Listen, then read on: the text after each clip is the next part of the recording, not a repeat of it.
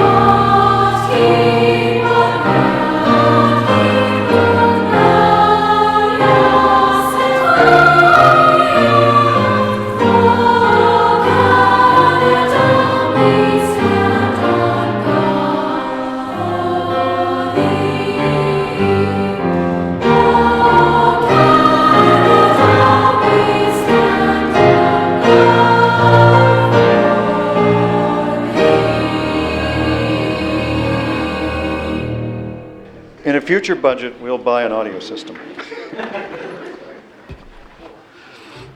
So, all right, now the next step in our meeting is the opening prayer, which I read on behalf of Council and the public. And then we have a moment of silent reflection, and then we begin the meeting proper. God, grant us understanding and patience, that justice, truth, and honesty may be evident in our decisions.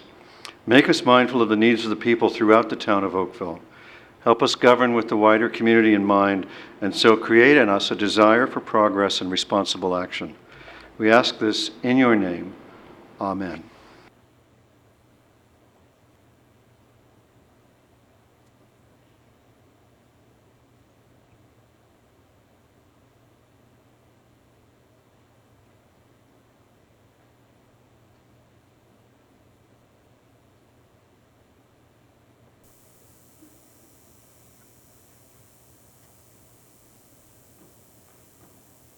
All right, thank you, everyone. Madam Clerk, are there any regrets for tonight's meeting? There are no regrets for tonight's meeting. That's great, a full house. Council, are there any declarations of pecuniary interest? Okay, thank you. Councillor Robinson, would you like to lead us in dealing with the minutes tonight? I just move we approve the 2 sets of minutes before us. All right, any separations, corrections? All in favor? Opposed, if any? The minutes are adopted. Oh, I'll take a seconder from Councillor Duddick.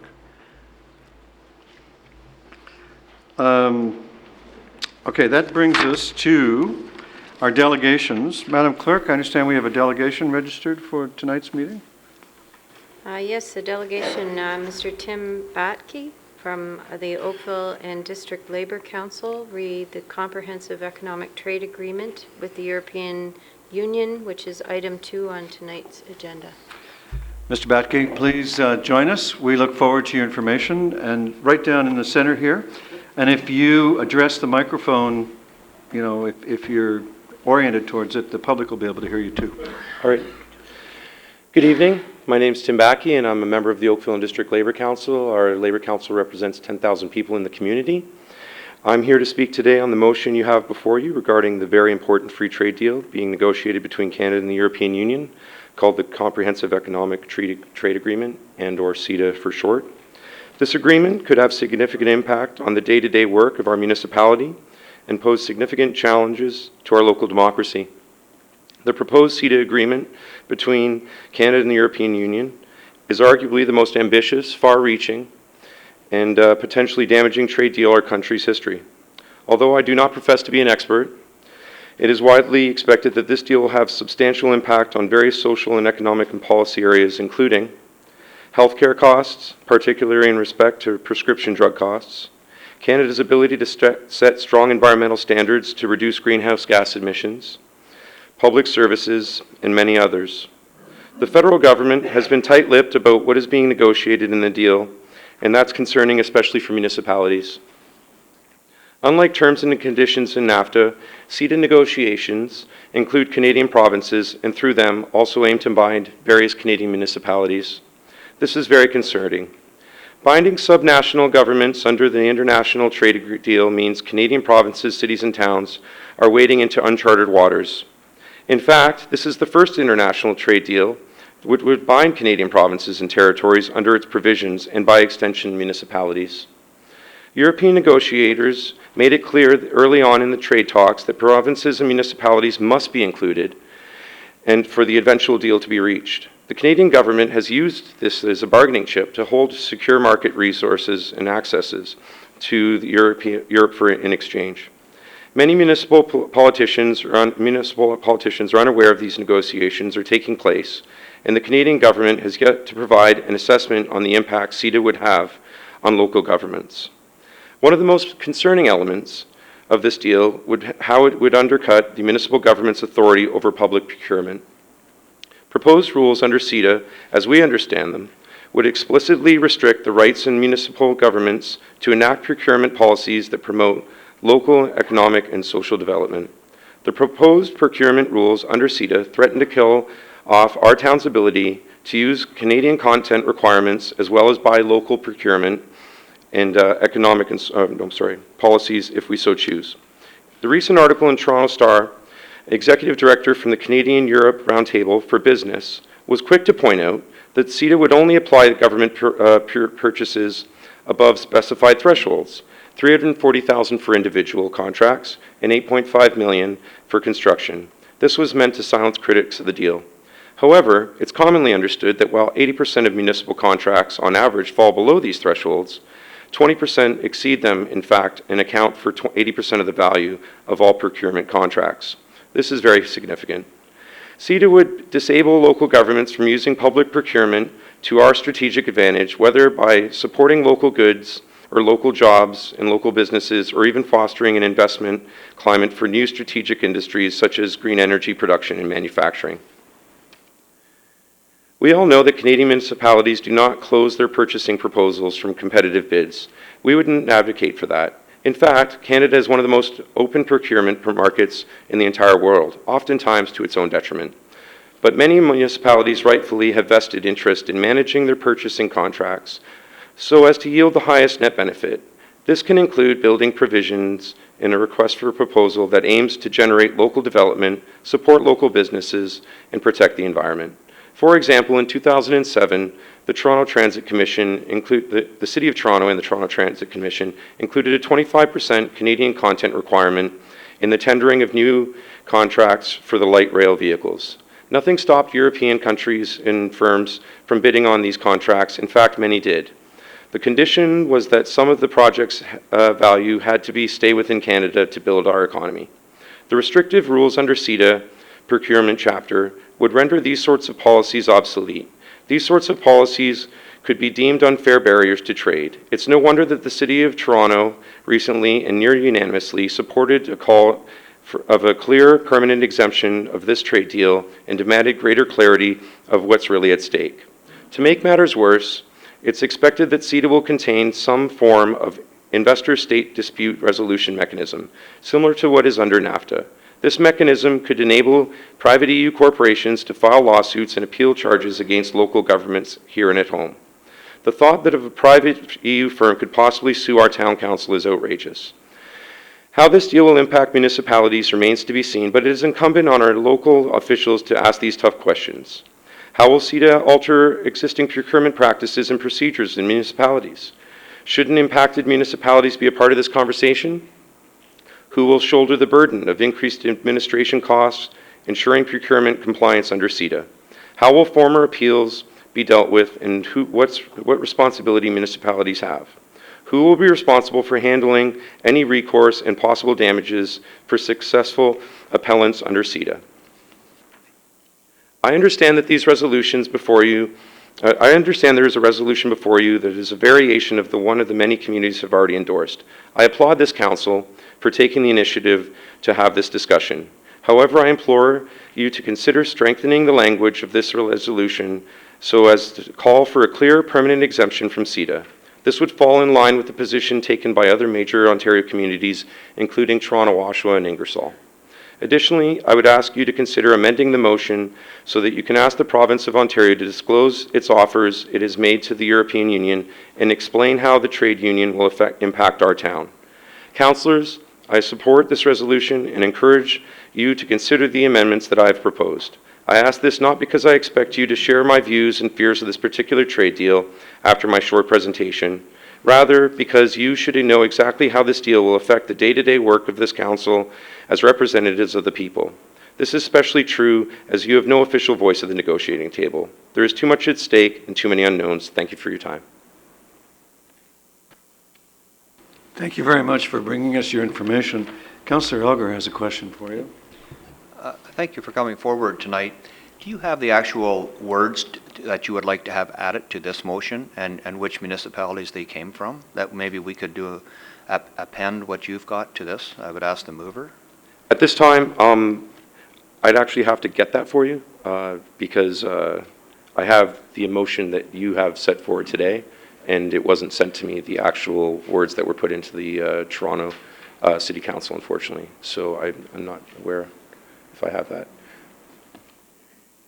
The councillor has got those words because I liked what I heard you saying, and I'm thinking it sounds like a good idea. Thank you. Okay. Thanks very much. Yep.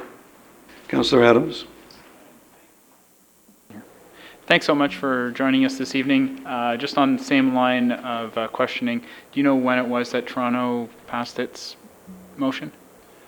I'm also not aware of that. Okay. It has been just not too long ago, within the last 2 months, I believe. Okay. I think they Very were quite, but yeah, very it is recent. Okay, quite recent. Just so we can try and do a search if Yep. we can't get it. Thank you very much. Yep. Councillor Robinson. Thank you, Your Worship, sir. Are you aware that the Federation of Canadian Municipalities is well into this with the federal government and that they're continuing to negotiate as we speak to try and put into place all the things that you're really talking about? And Yep. that this motion of ours tonight, which I presume will pass, is endorsation of what FCM is doing. Yeah, and I appreciate that, and I've read over the motion that you have, and I do appreciate it, and I will be happy if you do put that through. We were just putting forward the amendments that we're just concerned that it might not go far enough. Thank you. Yep. Councillor Khan. I have a point of information. Can we hold this matter down until we can get the appropriate wording? Maybe our clerk can arrange that? Of course. Councillor Demoff. I actually have the wording and was going to propose an amendment that incorporated what was in Toronto's motion. Do you want me to put it up? It's not really the appropriate moment. Okay. We're not doing it. We're just receiving information from delegations now. Sorry. Okay, thank you very much for your, Councillor. anyone else? Before we go any further, thank you, sir, very much for your information.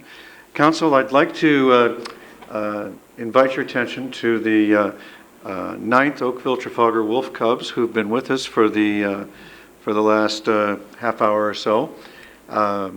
These fine cubs are in grades 3 to 5, and they're just beginning to learn about municipal government. And on behalf of everyone in council, I'd like to thank everyone for coming and watching. And I hope it's encouraged you to want to become a member of council yourself someday. So thank you very much for being here. Mr. Batke, thank you also to you. Thank you. All Mayor right. Burton, I had a quick question of Tim. Sorry, Councillor Johnston, I misread the situation. Mr. Vatke, Councillor Johnston gets a turn with you now. I was just suggesting that you thank the Cubs for coming out before we continued, because I knew they had to leave. Thank you for coming out tonight. Have you seen the Council of Canadians' proposed resolution as well? No, I've also not seen it. It's similar. All righty then. That brings us to our standing committee reports. How would you like to do with your standing committee reports, Council? Councillor Khan moves the standing committee reports, all three of them. March 20th, Community Services, March 20th, Administrative Services, and the confidential report of the closed session of the Administrative Services Committee of March 20th. Separations, all in favor? Need a seconder. Oh, I need a seconder again. I forget we're not in committee of the whole. Councillor Elgar, all in favor? Opposed, if any? And they're carried with a second. I should do that a third time just to be really complete, right? So we have no consent items, but tonight we do have as a discussion item the Parks and Open Space departmental presentation. This is part of a series that the town manager has been producing for our edification. And if you'll turn your attention to Chris Mark, the Director of Parks and Open Space, Councillor Demoff. I just wonder if, since we have members of the audience here, if we could deal with the CETA resolution and then deal with the Parks presentation following that. Any objection? Mr. Mark, thank you for standing by. Councillor Johnston, would you like to introduce your motion? Thank you, Mayor Burton. Yes, I think everybody's had the chance to read it. It's quite lengthy, so I don't want to read it into the record unless we actually have to. We'll be here all night. Why I brought it forward, though, is it's an area of concern. It does revolve around the delivery of municipal services. And we seem to have been left out of the negotiations, and the federal government, as has been pointed out, seems to be using our delivery of services as a bargaining chip. And I think it's time that we stood up and joined other municipalities and said, hold on, guys, we do it, you don't do it. We should have a say in how services are provided. After all, we don't make foreign policy, so I think they should stick to theirs and we'll stick to ours. And I did talk with Adam Thompson of FCM about the motion before it was written, and he liked what we'd put together. But I'm always open to amendments. Nothing like making it a bit stronger. And as I say, I think it's pretty self-evident, and if anybody's got any questions, I'd be happy to try and address them. Thank you, Councillor. Councillor Demoff? So the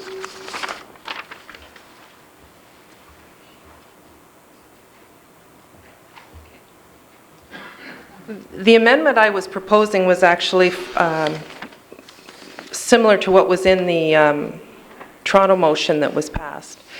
That the town of Oakville pursue discussions with the province of Ontario to ensure the town's municipal rights are protected under the Canada-EU CETA. This dialogue will include, but not be limited to, the current procurement thresholds for goods and services, dispute resolution mechanisms, local procurement needs, and any other issues which the town of Oakville feels are threatened under CETA. The reason I would suggest adding that is that while the motion that we have before us endorses the FCM 7 principles, it doesn't protect us in what is included in those principles, and particularly the thresholds that Tim was discussing. As he said, 80% of what we're spending falls outside of the thresholds that are there. So I think we do need something stronger. I'm happy to provide you with the Toronto motion as well if you'd like to see that.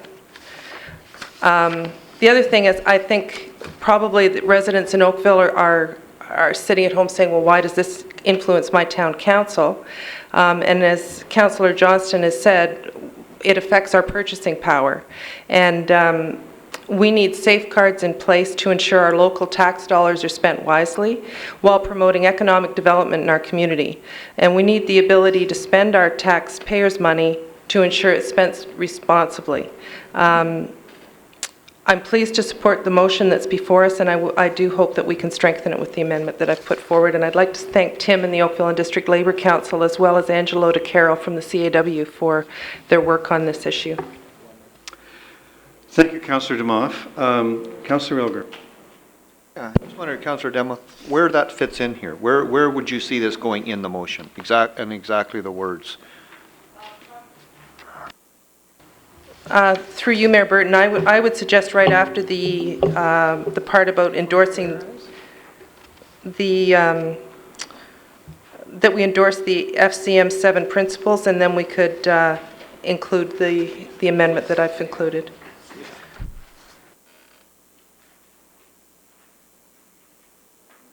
So if you turn to page 4, and it would be between the last 2 paragraphs on the bottom of page 4. Councillor Bird.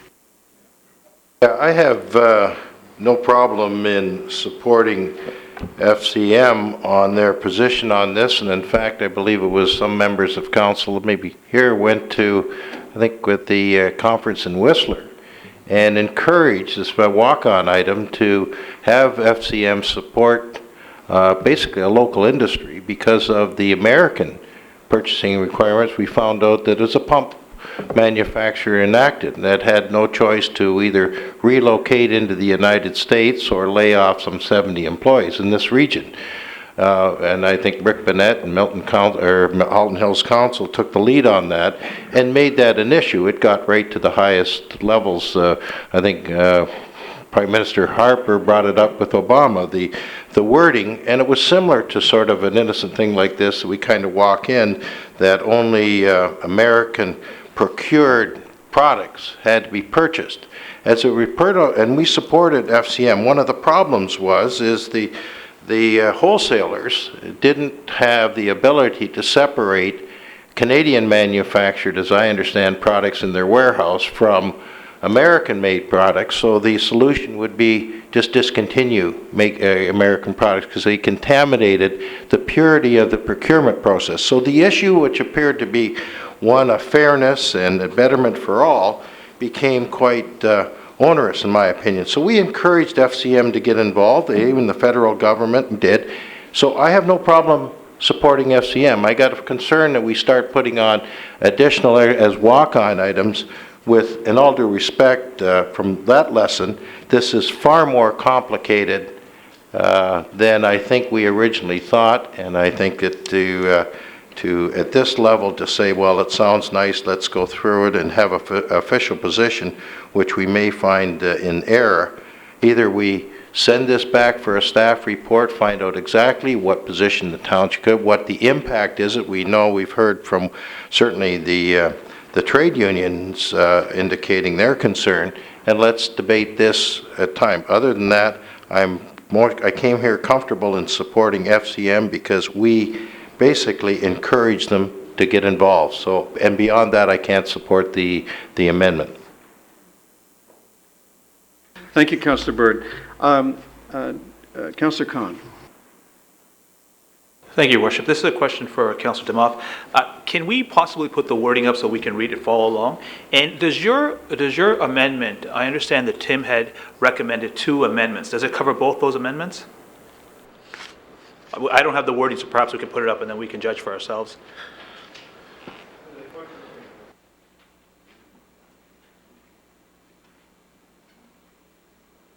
Thank you, Councillor Khan. Councillor Demoff, I've marked the proposed amendment with a line, and then I thought to assist everyone, I would ask you a couple of procedural questions, sort of a process type question, and maybe I'll wait for the focus, or am I the only one who doesn't think it's in focus? I could see the first sentence as being operative and therefore belonging as a second therefore and inserted therefore where you indicated, and I would support that. The other items, I have the following concerns. Passing a resolution that says any other issues which the town of Oakville feels seems a little vague, and in a document where we're actually specifying what our concerns are, and only council can specify what they are. So I would suggest that maybe that one could fall away. And that leaves us with the procurement, the dispute resolution, and the local procurement. These are actually mentioned by FCM, and I'm wondering if as a result, they may not need to be specified again. And your resolution might actually be stronger if you stuck with the first sentence, because then we're asking to ensure the town's municipal rights are protected, and our municipal rights surely include all of those things and anything else that we haven't thought of now. So for those reasons, I would ask if you'd like to tighten it so that your proposed amendment might be the first sentence. And whether your answer is yes or no, I'll look for a second for your amendment. Councillor Duddick, that's a second? I would be fine with that. I know some municipalities have gone as far as, and I don't know which ones, I believe it was Oshawa, but perhaps someone from Oshawa actually asked that their municipality be excluded, and I did not go that far in the amendment. I'm fine to leave it as the first sentence because the other three would be covered under that, so I would be fine with that. All right, so let's understand the motion as the first sentence. I have a number of speakers now, or questioners, Councillor Knoll, and I saw another hand, but he didn't stay up long enough, Councillor Adams. So Councillor Knoll? Thank you, Worship. I do support the suggestions you've made. I do have one issue, though. I'm not sure what municipal rights are, and I'm wondering if maybe that would be more clearly defined or more clearly worded as municipal interests are protected under the Canada-EU CETA. Because I'm not sure, I mean, unless you want to go and try to define what municipal rights are, because we're not even enshrined in federal law, so I don't think we actually have rights. So I would prefer to say municipal interests, and that's a little more specific, I think. Well, I support the suggestion myself. I think it's a useful improvement.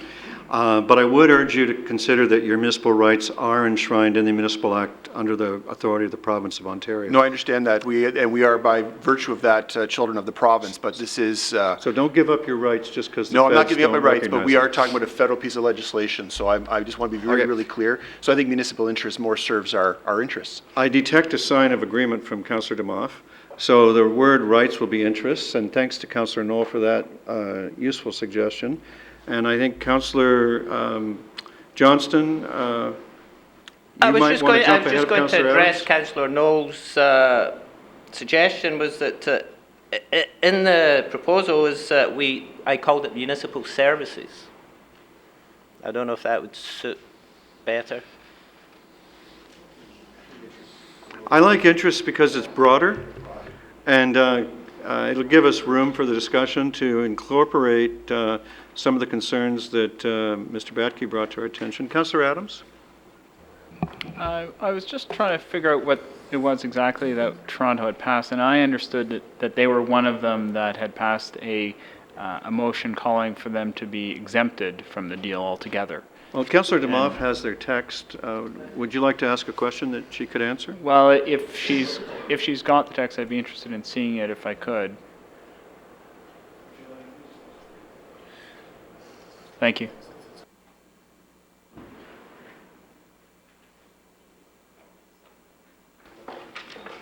Councillor Khan. Your Worship, I just have a question with respect to procedure, and this is probably procedurally unsound, but I appreciate that the amendments that are brought forward by Councillor Demoff, it was meant to, were in agreement with the comments made by the delegate. I'd like to know what the delegate's opinions are on these amendments, if it was in fact to satisfy their concern. And I'm not sure how we would do that procedurally. Well, I think the easiest way for you to do that is to avail yourself of a conversation with the delegate, and you can share what you find out when you get back. And that would avoid procedural two-froing. Anyone else? Councillor Adams, are you satisfied? Councillor Adams is satisfied. So now we will wait for Councillor Khan to find out if he is satisfied. Councillor Bird, could I ask you if the change we've discussed to Councillor Demoff's motion will allow you to support it? I'm really reluctant at the end of the day, what we're really getting involved in. I understand the issue and taking a charge on behalf of a particular industry because it's a Halton region and Oakville and members of council that went to the convention where they're putting it forward. There's no report, no background, just a whole bunch of whereases, and now we're taking a position and not knowing what the real impact of what we're going to do. I have no problem with FCM because that's what it was referred to, FCM, on behalf of all municipalities. I have some uncomfortableness, if there's such a word, with going beyond that and now superimposing specifically the town of Oakville into the free trade negotiations and our concerns. I would prefer to leave the negotiations between the federal government and the the association that is to represent all municipalities. If Toronto wants to opt out, that's their wish. And in fact, it's always their wish. I shouldn't say always.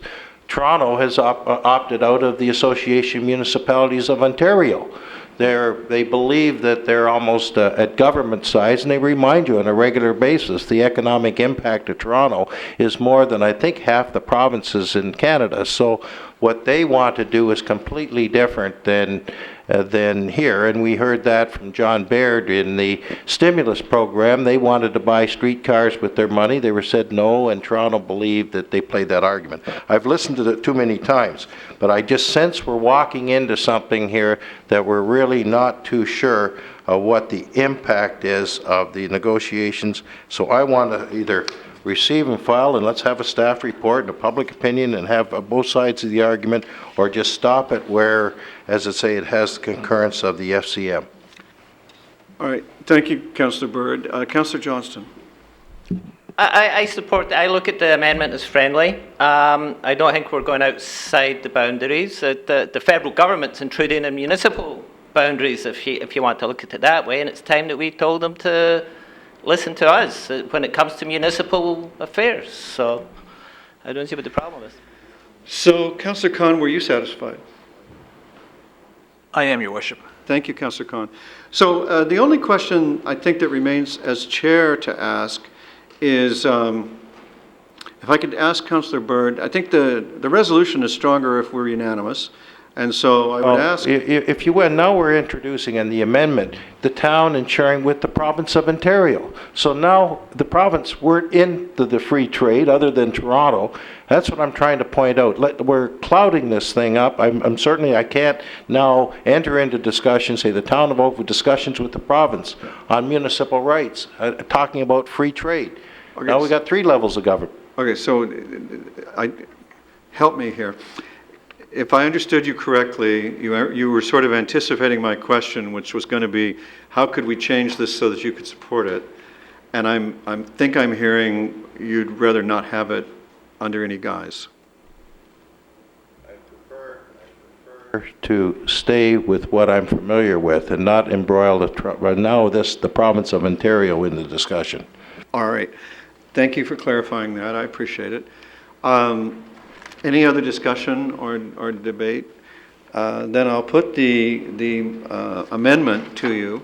All those in favor of the amendment, please signify by raising your hand.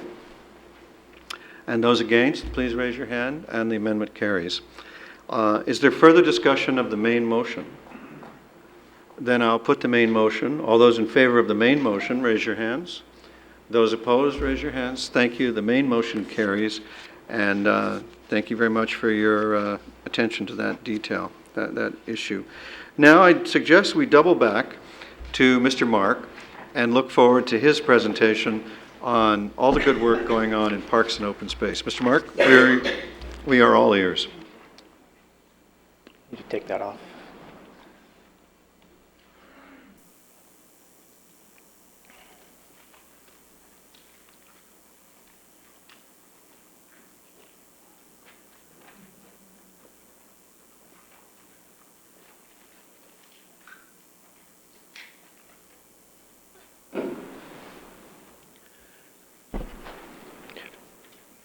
Good evening, Mayor Burton and members of council. It is a sincere pleasure to present the Parks and Open Space Department to you this evening. Parks and Open Space is comprised of staff who take tremendous pride in maintaining our beautiful town and are committed to customer service excellence for our community. Our department partners with many agencies, minor sports groups, community groups, and partnerships are what makes Oakville such a wonderful and livable community. Throughout this presentation, I'm going to be using the word partnerships quite a bit because we achieve success through partnerships and we partner with others to assist them in maintaining and attaining their success. We are focused on efficiency, continuous improvement, and working in conjunction with Council's work plan. The department consists of 4 distinct business units, each with a manager accountable for the operation. Parks Maintenance is led by Jane Arnett. Forestry is led by John McNeil. Harbors and Cemeteries is led by Heather Turin. And Park Planning and Development is led by Janice Olbina. Assisting the entire department is Maureen Rabchuk, our Parks Administrator. Some fast facts about our Parks and Open Space Department. We have 1,410 hectares of parks and open space within the town, 200 kilometers and more of trails. We have 30 community parks and 210 neighborhood parks, 27 woodlots that comprise 125 hectares. We have 2 harbors that comprises 510 town mooring slips, and we have 8 cemeteries, one being active and 7 being pioneer. The first section I would like to speak about is our parks maintenance section. This group is led by our senior manager and supported by the following supervisors leading specific business units. A landscape technologist provides support to the entire group. Grass mowing is certainly one of our larger operations, utilizing a fleet of equipment such as this 16-foot rotary mower. Supplemented by trim crews, we mow over 560 hectares of turf on various cycles. As a comparator, that would amount to approximately 687 Canadian-sized football fields.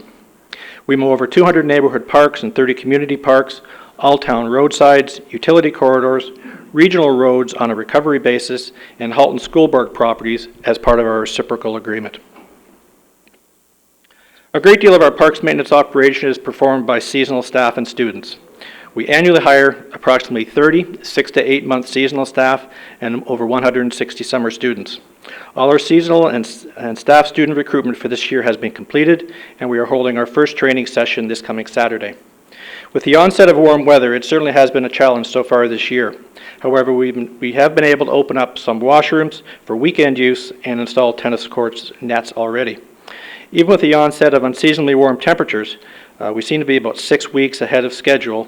We will be ready to go for another busy year. As an aside, there are actually rhododendrons blooming this afternoon in Garlock Gardens.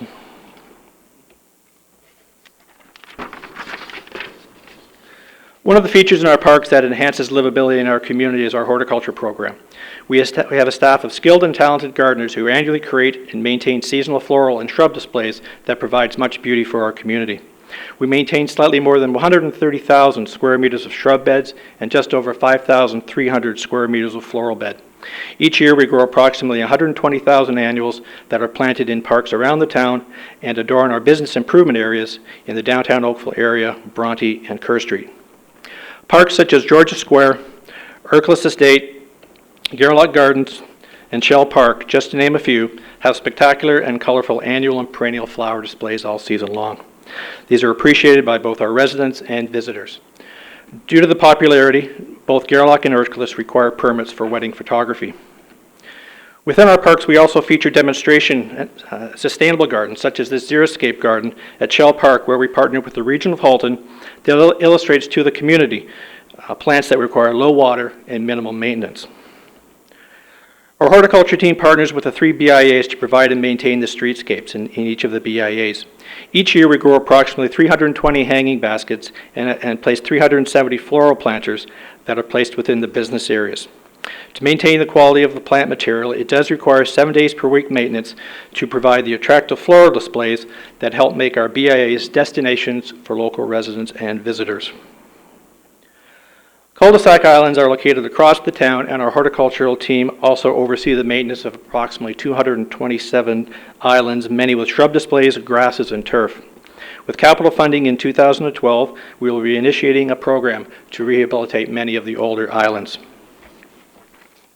Our median sponsorship program is a partnership between our department and many local businesses in town. Medians across the town have floral beds that enhance the beauty of our community. Starting with only a handful of locations on a pilot project on 3rd Line a few years ago. In 2012, we will now have 21 sponsors and 34 locations spread across the town, earning a revenue slightly more than $50,000.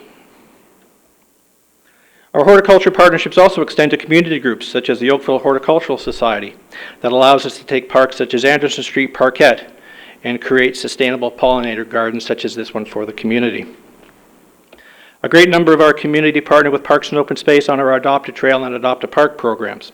We have 82 Adopt a Trail partners who assist us in maintaining 72 kilometers of trails and 46 Adopt a Park partners who assist us in meeting 212 hectares of parkland. In Oakville, we are fortunate to have superb outdoor minor and adult sports programs. Each year, Oakville teams enjoy success at the regional, provincial, and national level. Our sportsfield maintenance crews ensures they have safe and healthy fields to play their sports on. Cutting, grooming, aerating, fertilizing, top dressing, and effective irrigation is how we ensure our fields are able to withstand the 72,000 hours of play they received in 2011. Our fields are used 7 days per week from May 1 to September 30th. With 60 soccer fields and 50 baseball diamonds, 40 school fields in our inventory, our sports field crews are certainly kept busy. Ensuring safe and healthy fields for an entire playing season is a challenge. It starts off at the beginning in terms of how we construct our playing fields using proper drainage, such as this field at West Oak Trails. And then adding a prescribed topsoil mix for the proper root growth and then maintained with an integrated pest management approach, or IPM. This allows us to produce quality fields, such as these at Pine Glen Park. Oakville stopped using cosmetic pesticides years ahead of other communities that required us to implement a comprehensive turf program that has made Oakville a leader in sports field maintenance. As part of our continuous improvement program and commitment to safe and healthy sports fields, we regularly partner agencies such as the Ontario Turfgrass Institute at the University of Guelph on seed and fertilizer trials, all in an effort to develop species and blends of grass that are more resistant with improved germination rates and winter tolerance. The backbone of our field maintenance program is our centralized irrigation system. Using 3 weather stations placed across the town, we have 50 fields that are controlled from a computer at our central operations facility. In the past, we would have had to visit each field location to turn systems on and off due to expected rain or just to make adjustments to cycle times. Now with a keystroke, our systems can be adjusted and alarms advise us of any leaks so they may be repaired immediately.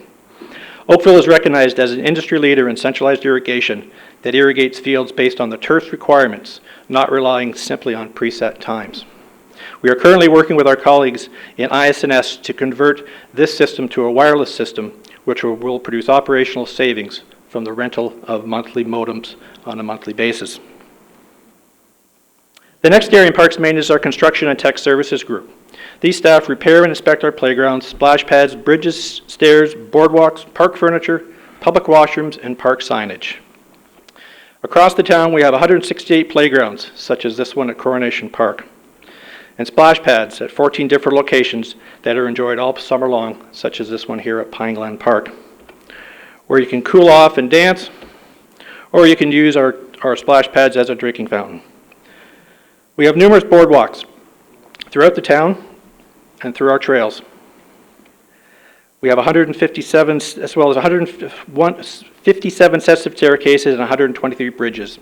In addition, we maintain 14 public washrooms on a 7-day per week cycle, 2 shifts per day from May 1 to Thanksgiving. For safety, we have a comprehensive inspection process. Playgrounds, for example, are inspected based on Canadian Standards Association guidelines for children's structures. Other structures are regularly inspected, and we supplement our own inspections with an engineering inspection and assessment every 3 years. This assists us in prioritizing major repairs or complete replacement within our 10-year capital forecast. Through our Construction and Technical Services Group, we partner with many community groups to assist them in hosting special events each year. Soccer and ball tournaments, walkathons, marathons, Canada Day, Midnight Madness, and Art in the Park, to name just a few. Our staff assisted with over 250 special events during 2011. Stages, sanitation services, picnic tables, portable toilets, snow fencing, and hydro services are some of the services that we provide to these groups. Trails are one of Oakville's most favorite recreational amenities within our park system. With over 200 kilometers of trails, trails connect our community north, south, and east, west. If we lined up all our trails end to end, it would stretch from Oakville to Bracebridge. Oakville is a leader in trail development. Oakville was one of the first Southern Ontario communities with a council vision to retain our creeks, valleys, ravines, and natural areas, and to have the foresight to take a 7.5-meter top-of-bank setback at the time of development to place a public trail. Trails are one of the reasons people choose to live in Oakville. One of the favorite trails we have within the town is our Heritage Trails system. With 57 kilometers of trail and 17 information kiosks and standalone panels that tell the history of our community from our beginnings through the evolution of our town. Across the town, we have a thorough trails inspection program and ensure that signage advises trail users of any issue. Our trails are used actively for walking and cycling on a year-round basis. However, part and parcel with retaining our wonderful valleys and creek systems comes coexisting with wildlife such as foxes, skunks, and coyotes. Given the recent public concern over increased sightings and human-coyote interaction, the town has responded with a comprehensive and multifaceted education program. This includes developing a school education program and installation of signs such as these, advising that coyotes may be present in the area. Adding lids to numerous waste receptacles to keep coyotes and other wildlife from foraging for food is another tactic that we have used. A coyote reporting line will be set up very shortly so we can track sightings and note any behavioral issues. Letters have been issued to residents reminding them not to feed wildlife, and very shortly the parks bylaw will be updated, prohibiting the feeding of wildlife such as coyotes. And the last program I'd like to touch on within parks maintenance is our goose management program. As much as many of our residents wish our geese would just simply fly away, their presence means that we need to have an ongoing program. Our geese management program includes multiple tactics that deal with both local breeders and migrant adults. We have an annual egg oiling program whereby we oil the eggs to control the local goose population. We extend that oiling program to private property with the permission of the owner. An advertisement was in last week's newspapers offering this egg oiling program, and just last week we received our permits from the Canadian Wildlife Service to conduct our annual program. We have an active turf sweeping program in many of our waterfront parks all summer long, and as required, we power wash walkways and docks within our harbors. During the summer months, to give our residents and parks a break from the geese, each June we typically receive a permit from the Canadian Wildlife Service to collect approximately 1,000 geese from across our waterfront and herd them ashore using boats and some friendly persuasion. Once ashore, they are humanely loaded into a cattle truck at various locations across the waterfront. And at that point, they are taken to the Elmer Wildlife Management Area in Elmer, Ontario, where we have an agreement with the Elgin County Stewardship Council to take our geese. Once they regain their flight feathers in Elmer, it is hoped they won't return to Oakville, but hopefully return to where they originally mated.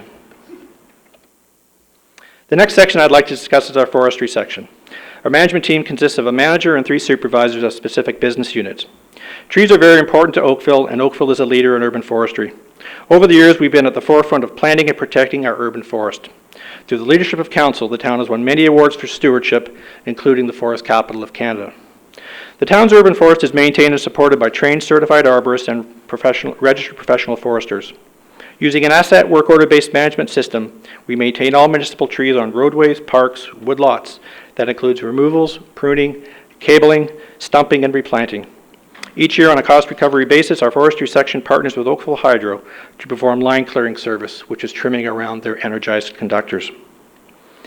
We have a highly trained staff who not only work out of aerial bucket trucks, but also must be skilled climbers to deal with any situation.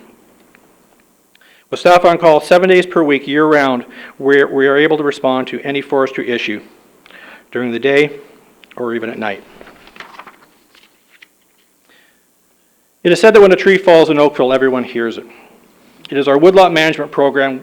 Through our woodlot management program, we take an environmentally sensitive approach by trying to leave as many logs as possible on the forest floor that will ultimately rot and become mulch. As long as they're safe, we also try and leave many pole trees standing within the woodlots that serve as homes for squirrels, chipmunks, opportunities for woodpeckers, and other form of habitat. In accordance with our official plan, Livable Oakville, our goal is to create a healthy and sustainable urban forest. We have developed an urban forest management plan for south of Dundas, and we have completed a plan for North Oakville. We plan to sustain the urban forest through these management plans, planting programs, enforcement of policies, bylaws that move us forward towards our 40% canopy target by 2057. Planting the urban forest and protecting it go hand in hand. Protecting the urban forest is one of the primary roles of our forestry group.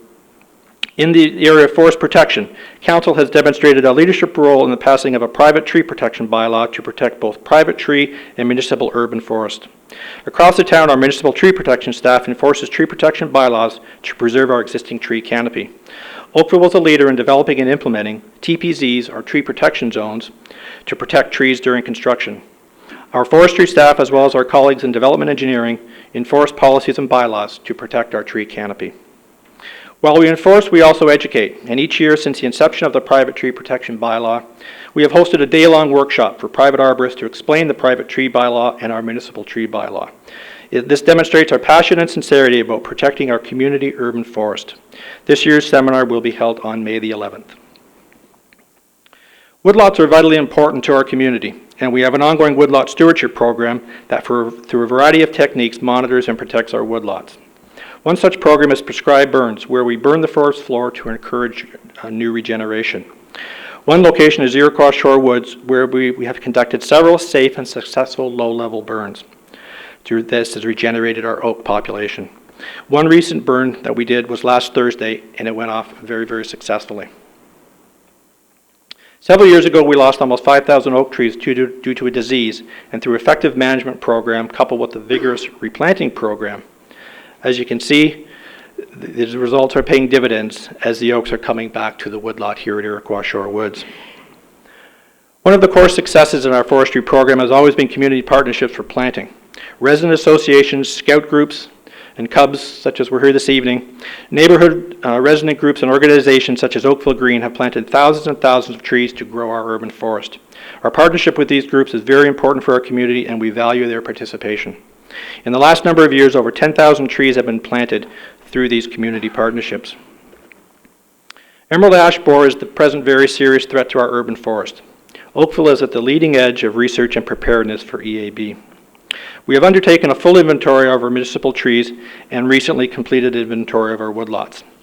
Based on our inventory and delimitation surveys, early warning systems we helped pioneer along with the assistance of the Canadian Forest Service, we have an excellent understanding of the infestation of EAB within the town.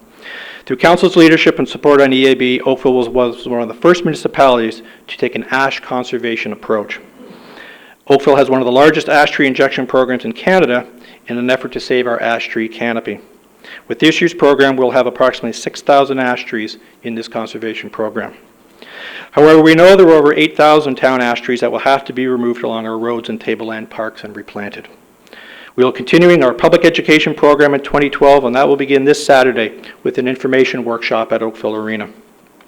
Others are planned for later this spring and summer. Any EAB update report will be coming forward to Council in the near future. I would like now to move on to our Parks Planning and Development section, led by our manager, Janice Olbina. This group of staff is responsible for the planning and developing of our new parkland, ensuring our community is linked with parks, trails, and open space. They ensure our parks are constructed according to industry practices and contain the park's amenities as identified within our Parks, Recreation, and Library Master Plan. They also ensure that parks are developed in a manner that can be efficiently maintained by our operations staff. One of the many tasks performed by our park planning group is our landscape architects in development of master plans based on community need and community consultation. One such example is the Brownie Heritage Waterfront Park, where we take a plan from a master plan level such as this and implement it for the community, with results such as a Phase 1 completion on the left and Phase 2 construction ongoing on the right, where we're installing the walkways and benches last year and continuing this year. Another example is Westwood Park, where we developed a master plan in conjunction with the community and a variety of stakeholders. We have taken this master plan and just recently completed the park with these results.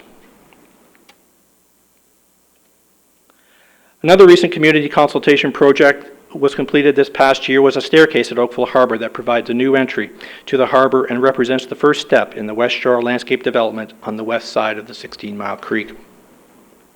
Our park planning section is involved in a variety of projects that improve programs and services such as the conversion of Brunny Athletic Field from natural grass to an artificial turf surface. In our designs, we incorporate sustainable design criteria and best management practices such as this permeable paving at South Shell Park. We design landscapes using bioswales to control stormwater, such as here at 16 Mile Creek Sports Complex.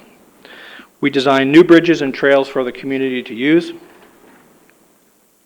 And a large focus of our park planning group is the capital renewal projects that ensures timely replacement of our park assets. That would include replacing this outdated structure, such as this bridge that has reached the end of its life cycle, and replace it with a new bridge, such as this one here in the same location, that meets all environmental and safety approvals. Our park planning section takes the lead in working with the community on projects such as this one that honor our veterans, and working with community partners such as Oakville Little League to complete the recent field lighting at Cornwall Road Park. Council's been a leader in implementing a lighting bylaw to protect our neighborhoods. I note that all the lighting in this field is directed on the fields themselves, and there is no light spillage. The lighting project fully complies with the council-approved lighting bylaw. Our park planning section is fully involved in North Oakville. Through our master parkland agreement, we will be receiving 64 hectares of parkland. Based on our current Parks and Recreation and Libraries master plan, our parks planning staff will be ensuring that all facilities and amenities that are required will be included in the 10 neighborhood parks and 3 community parks, as well as spatially organized throughout North Oakville. These neighborhood and community parks, combined with approximately 30 village squares, will supply wonderful recreation and leisure space for not only residents of North Oakville, but all of Oakville. Our final section is the harbors and cemeteries. Our harbors and cemetery programs, while quite different types of services, share commonalities. Both are business units that are guided by council through approved business plans, as both sections operate with little or no reliance on the tax levy. Both sections have sales and revenue targets, and customer service is paramount to the success of both these business units. Oakville is first and foremost a waterfront community, and many feel the jewels of the town are our 2 harbors. Oakville Harbor, that is home to several boat clubs and a canoe club. The town operates 230 mooring slips at Oakville Harbor, all surrounded by parkland. In Bronte Harbor, we have 275 mooring slips, and our harbor operations are based out of Bronte Harbor. We have a full-service marina that is operated to serve our customers with dedicated equipment such as this travel lift.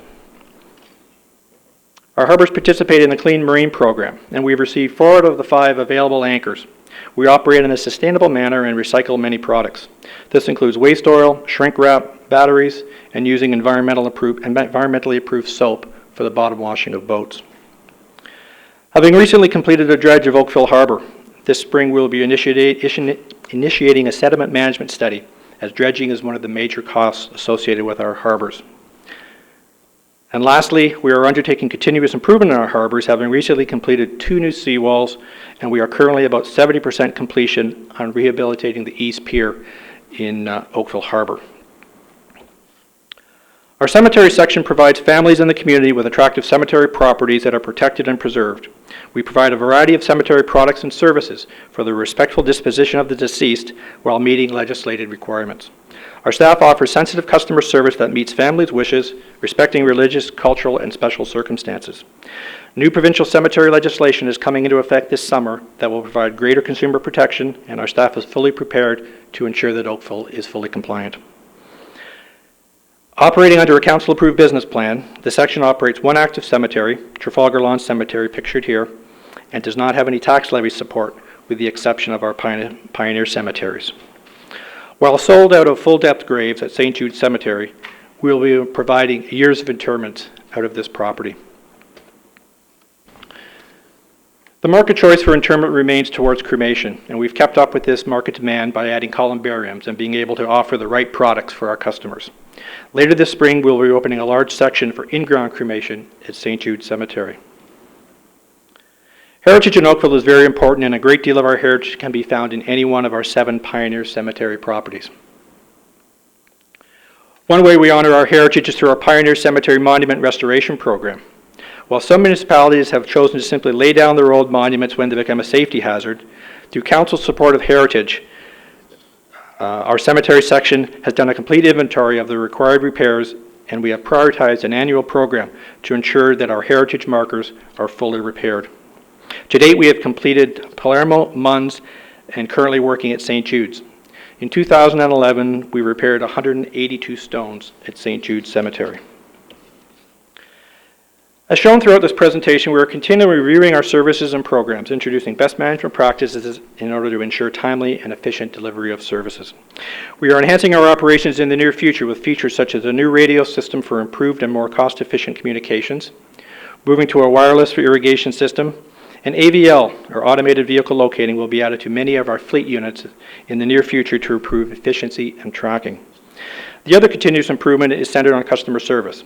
We've been highly involved with CRM at our central operations facility for enhanced customer service, and this spring we'll be launching a work order asset management system in parks maintenance. CRM will generate a service request or work order, and with that one-window approach equals superior customer service. With full implementation, customer service requests for service will be tracked with a service request number, so at any time a customer calling in can be updated on its status. I'm pleased with the direction our Park and Open Space Department is heading, and based on the 2011 Polaris Citizen Survey, our efforts seem to be making a difference. When asked to rank levels of satisfaction with town services, Parks and Green Spaces came in second place in the top 5 at 91% on the last survey. This represents a 1% increase from the 2009 results. In terms of what's on our agenda for 2012, we have recycling in parks, West Shores landscape renewal at 16 Mile Creek, Service Oakville integration in parks operations, public consultation on our Parks, Recreation, and Library Master Plan, Harbor's video camera expansion program. We're undertaking the Harbor sediment management study. We're also doing a Harbor's capacity study. We're going to review the private tree bylaw. We'll be implementing new provincial cemetery legislation. We'll continue with our EAB program, as well as asset management. In closing, it has been my pleasure to present the Parks and Open Space Department. I'm proud to lead a group of individuals who are committed to continuous improvement in all facets of our operation, as well as customer service to our community. I'm pleased to say that Oakville is a leader in so many areas of our operation, and that many of our staff individually are leaders in their respective areas of expertise. We are sincerely thankful for the support of Council has shown for all of our programs and initiatives. Thank you. Thank you very much for the comprehensive report. I'd like to say that Council's proud of you, too. And Councillor Robinson has a question. Yeah, thank you, Your Worship. Before I ask a question, I hope you'll give me the latitude just to compliment you, Mr. Mark, on the magnificent presentation you just made here. And sometimes I wonder how you and your people find the time to do all the good things that you do. The question is, what did you say off the top about the coyotes? You mentioned a bylaw? Through you, Mr. Chairman, yes. Through our education program we're going to be rolling out to the community, one of the issues that we're going to be bringing forward in the near future is a prohibition of feeding wildlife, specifically coyotes. So, what is a prohibition? Does that result in a bylaw? It would be against the park's bylaw, and you could be charged, fined or charged.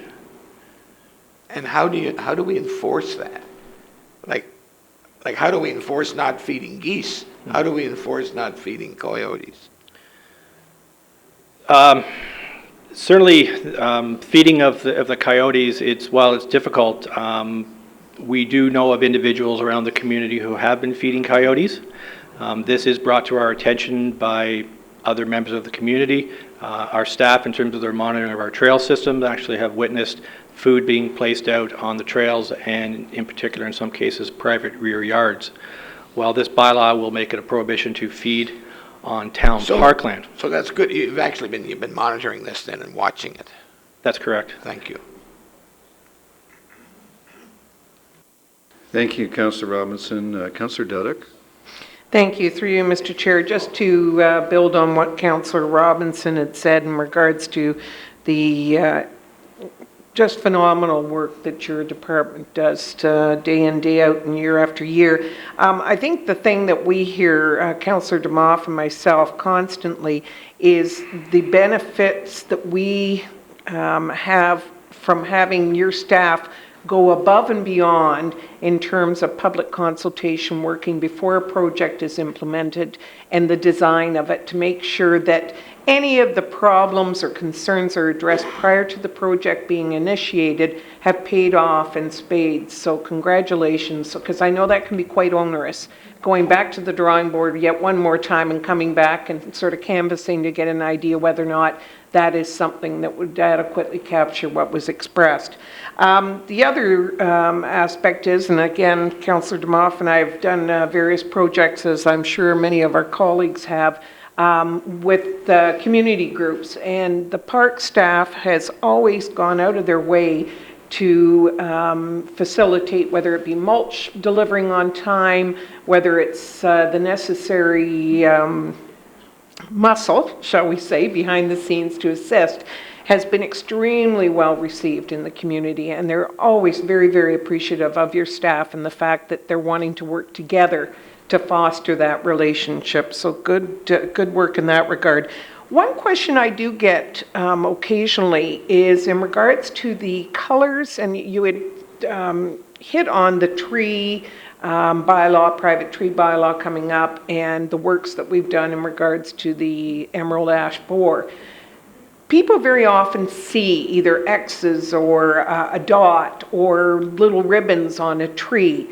Can you just confirm the ones that are slated for removal? Because quite often I'll call someone or I'll call staff and say this person has seen this tree and it's contrary to what they have sort of interpreted. Oh my God, they're taking the tree down. Right. And it's something contrary to that.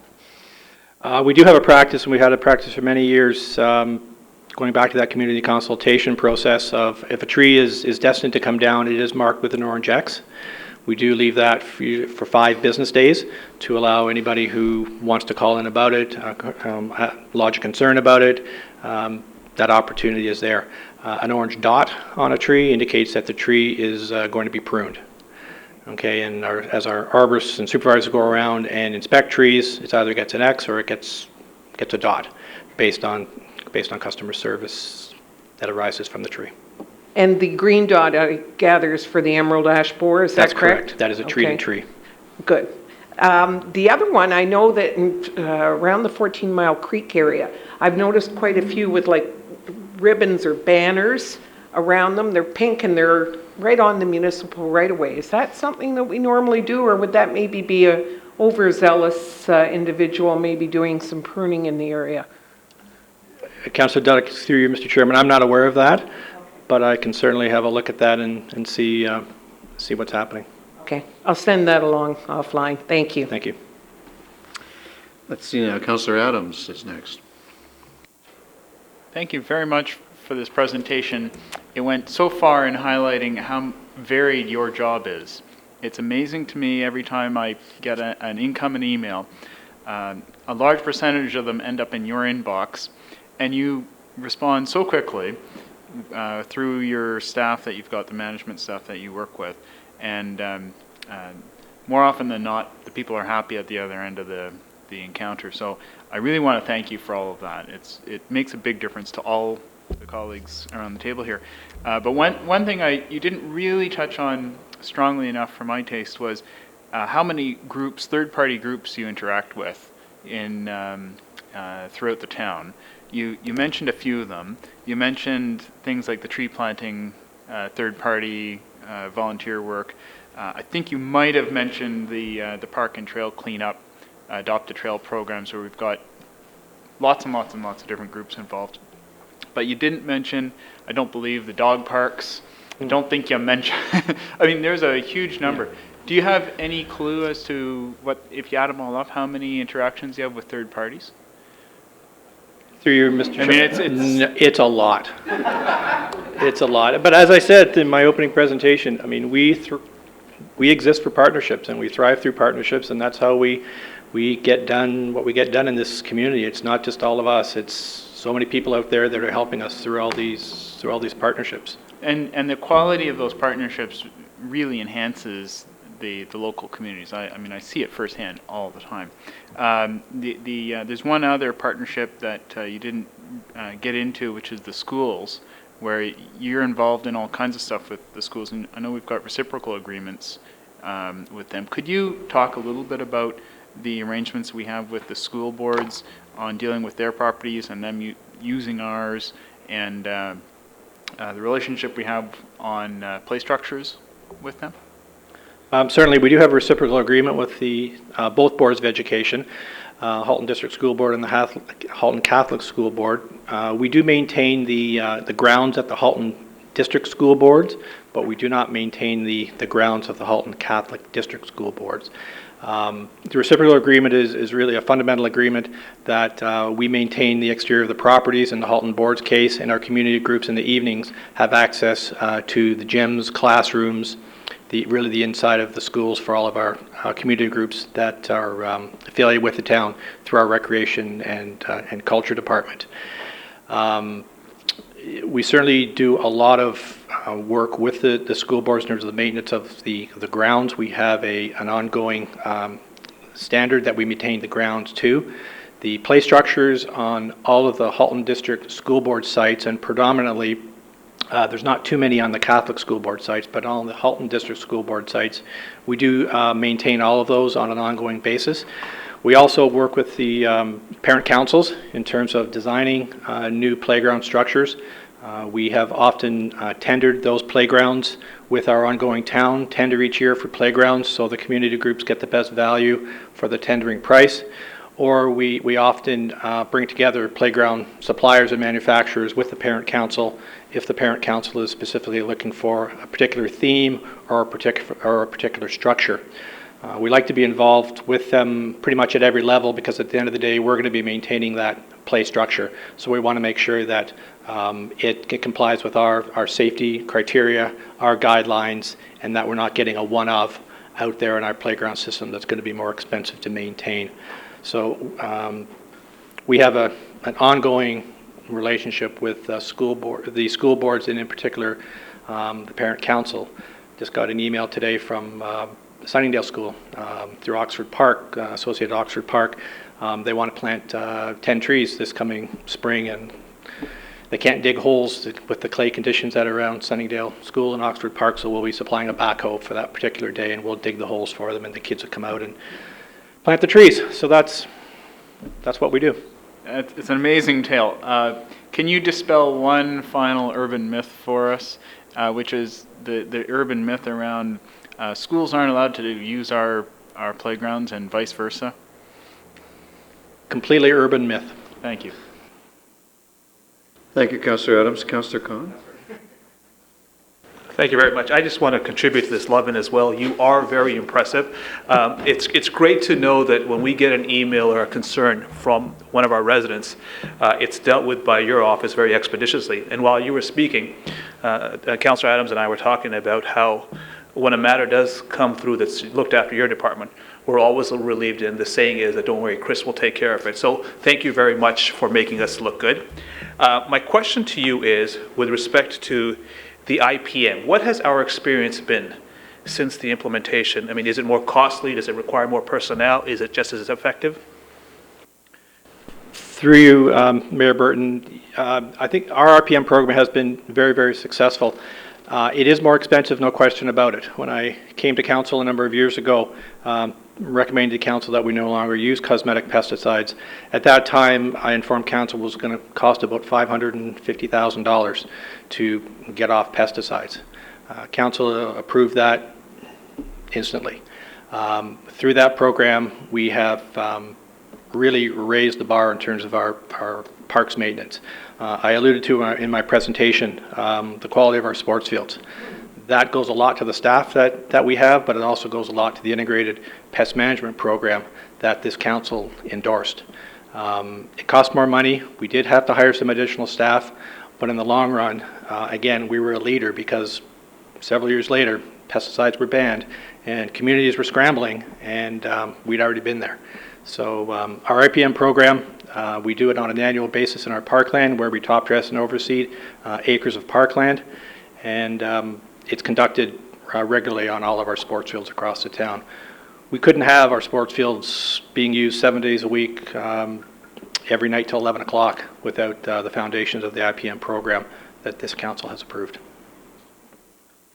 Thank you, Councillor Khan. Councillor DeMoff?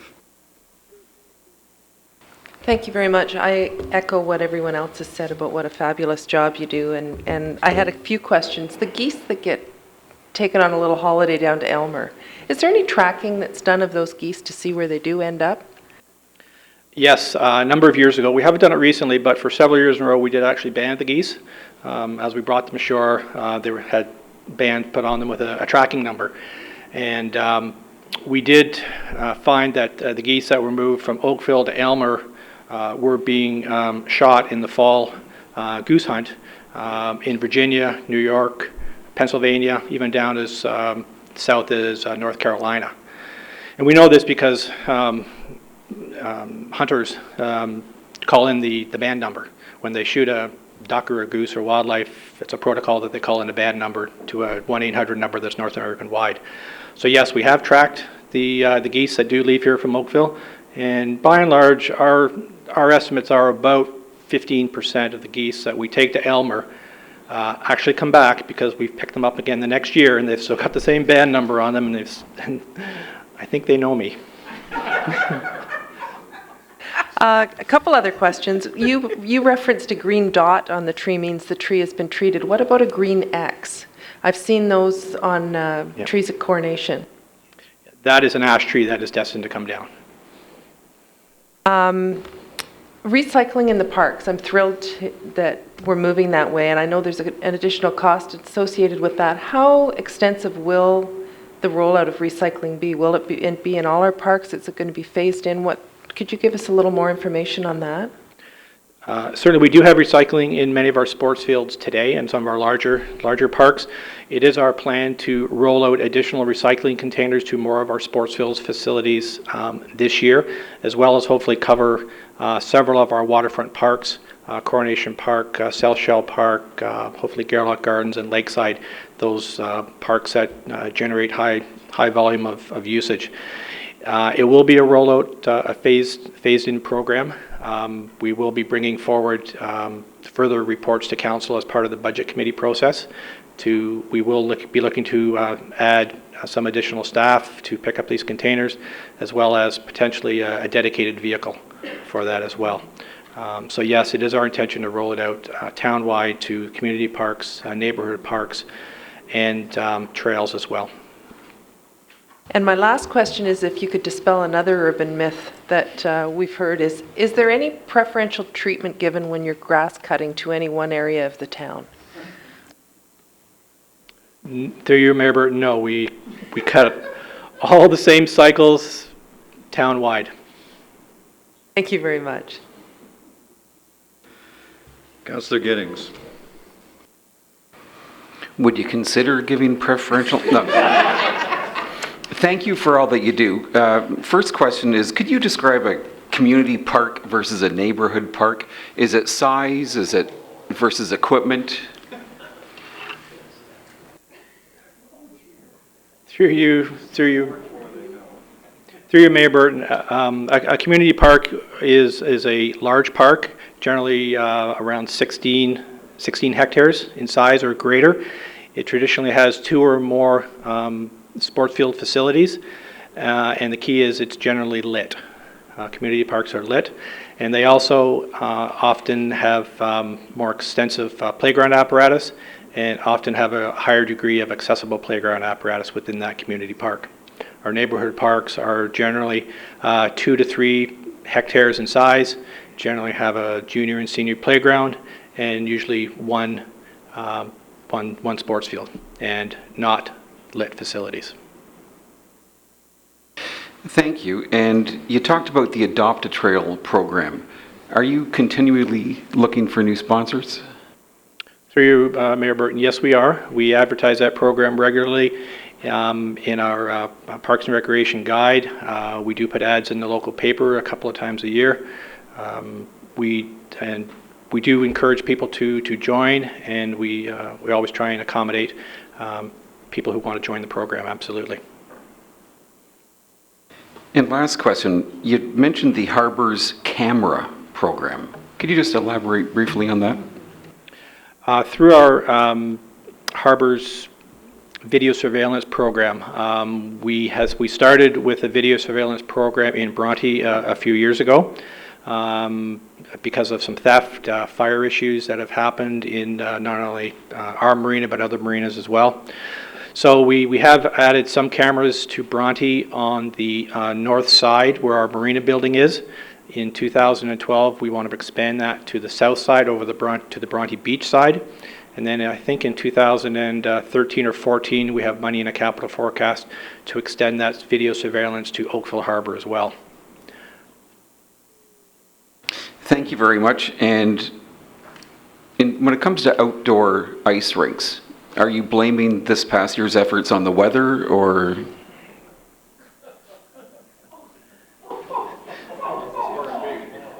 Through you, Mr. Chairman, it may have been some of the participants we had this year in operating our programs.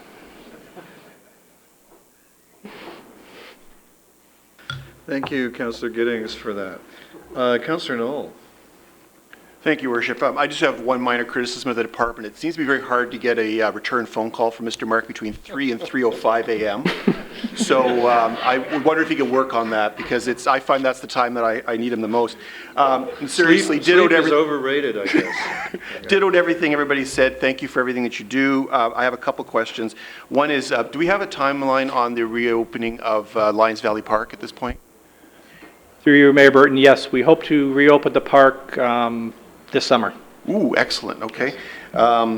Is there any kind of proactive security measures in place for the protection of heritage pioneer cemeteries so that we don't have reoccurrences that we've had in the past? So it's a compound question. That's compound A. And compound B is, what would you tell the general public in terms of asking them? I mean, I talk to my constituents all the time about being aware, particularly about MUNs, but what would you say to the community, and how would you suggest that they get involved in actively policing their pioneer cemeteries in their neighborhoods? Through you, Mr. Chairman, the damage that we've had in our cemeteries in general has often been around the Halloween time period, particularly Devil's Night. We each year, since we did have some damage, we do hire pay duty police officers, Halton Regional Police, to go around and actually visit our cemeteries both the night before Halloween and also during Halloween. We also, through our security program, the town has a contract with a security guard company. As they're driving around town as well, we ask them to also monitor the cemeteries, in particular the pioneer cemeteries as well, in their travels. They do lock and unlock gates at several of our cemeteries. So as part and parcel of their duties, they're asked to monitor and report on any issues that might be in any of our cemeteries. With respect to the community, we haven't had anybody at this time come forward and volunteer to be the eyes and ears of our pioneer cemeteries. Certainly, if they did come forward, we'd be more than happy to work with them. And I see it's operating very similar to our Adopt a Trail or Adopt a Park program. They really are the eyes and ears of our department outside, who could alert us to any problems and potentially call Halton Regional Police on our behalf to let them know something's going on. So that would be the answer would be to make sure you call the police if you see anything suspicious happening. Have you engaged the historical societies in terms, because a lot of those folks are out there doing research on a regular basis. Have you had any discussions with them about what to watch for in terms of vandalism or damage, since they're there, I would say, in warm weather almost daily? Through you, Mr. Chairman, no, not specifically, but that's certainly an area that we can follow up on. We have had lots of discussion with folks regarding our monument restoration program in our cemeteries and some of the research that's gone into some of that area. So we're aware of folks and certainly more than happy to discuss things with them at any time. Thank you. Last question is, Councillor Giddings was asking about the lawn cutting issue, and I don't want to get into a north versus south thing, so I'll be very careful with what I say. The schedule that applies to municipal or Oakville lands, is it the same as regional lands? Because we do contract work for the region. It's not the same, is it, or is it? Yes, it is. We cover the same schedule. So the town parks are cut on the same schedule as the regional boulevards and that sort of thing along Upper Middle Road? Yeah, the regional boulevards, town boulevards are cut about every 10 working days. Parks are maintained every 7 to 10 working days. So we do actually cut our parks more frequently than we do our boulevards. Okay. And I guess that was my last question, so I'll ask the next one by email just to be fair to everybody else. Thanks. Thank you, Councillor Knoll. Councillor Bird. Thank you very much for your presentation, and I'll be brief. I'll just share with you some comments that I received about the work that you did last year. I'll call it the unsung hero comment from some residents down in Old Oakville. They talked to me at the opening of the Queenie Park Recreation Center, which, by the way, I was pleased the number of staff you had that were volunteering their time that evening to make sure that the rest of us enjoyed the experience. But anyway, the question, the comment came up on the manner in which Parks and Recreation handled the dredging of the Oakville Harbor, and the initial concern of the residents of the possible damage to the heritage houses and the condition of the roads and all that's where you had this big equipment and trucks hauling slurry around for quite an extended period. And quite frankly, all their fears, I guess no news is good news. Everyone to a person was really pleased how that was carried out. And I know it took a little bit of thought process, everything from reduced speeds of the trucks to the position of where the dredging was taking place to the amount of slurry. I guess that's what you call slurry that was being carried per load. But anyway, the initial fears that people had that brought to our attention weren't responded to in an adequate way, and through me brought it up. And as I say, you and your staff are clearly responsible for that and take the accolades. All I did was involved in putting the complainants with the people that could solve their problem, and thank you very much for that. It's a fear that I guess what we've learned this time we can carry many times again, because the heritage houses are still going to be there, and unfortunately the harbor is still going to silt up. So whatever we did, continue doing it. Thank you very much. Thank you, Councillor Bird. Anyone else, Council? Council, are any members of Council still involved as trail sponsors? Because if any of you are, Councillor Adams, are you one? If you ever walk out behind Town Hall, that's me. Well, I wonder if you would care to give a brief testimonial about what all is involved. Maybe you could talk somebody who's watching into joining the movement. Well, it's a wonderful program. It's as much or as little work as you want it to be, and having a family of 5, it makes for light work. And I mean, normally the expectation is that if it's a trail that you walk or a park that you use on a regular basis, you're a prime candidate to be an adopter, because you're there all the time, you see what's going on. And basically what we do is at least on a couple times a year, we organize to do a cleanup of the site along the trail.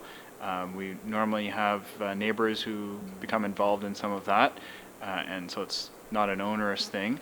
But when we see, for example, trees coming down, or if we see kids creating encampments in the trail network, we get a note over to our staff, and the staff quickly come out and help with the big heavy work, the heavy lifting, if you want to call it that. And so it's really a partnership with the staff, so that we can help with the little stuff, but the really big stuff, we can call in the big guns when we need it. And it's something that our family's been doing for many years now. I thank you very much for that. I hope that talks many of us into joining you in that. Could we have a mover and seconder receive the presentation? Councillor Elgar, Councillor Lapworth, all in favor? Opposed, if any? That's carried. That brings us to new business. I wonder, Councillor Robinson, do you have any congratulatory or other new business for us? Well, I just wanted to comment briefly on the event that took place on Saturday at the Queen Elizabeth Park Community Culture Center. And I would like to say that I have never experienced such a well-organized and functional event to serve 6,300 Oakvillians that came through that place on Saturday from 10 a.m. to 5 p.m. And no one knows how many congratulations are really owed to our staff who pulled that off in the professional and the excellent manner in which they did. And I could talk about how good they were for a long time, but I think we all know, because most of us were there at one time or another. And thanks again very much, Commissioner and Nina, for the excellent performance. Thank you very much, Councillor Robinson. I think you spoke for all of us on that. There's other new business before you, which are notices of motions for April 16th. And that brings us to regional reports and questions regarding town boards and advisory committees. Are there any? Are there any requests for reports? Thank you. Councillor Khan.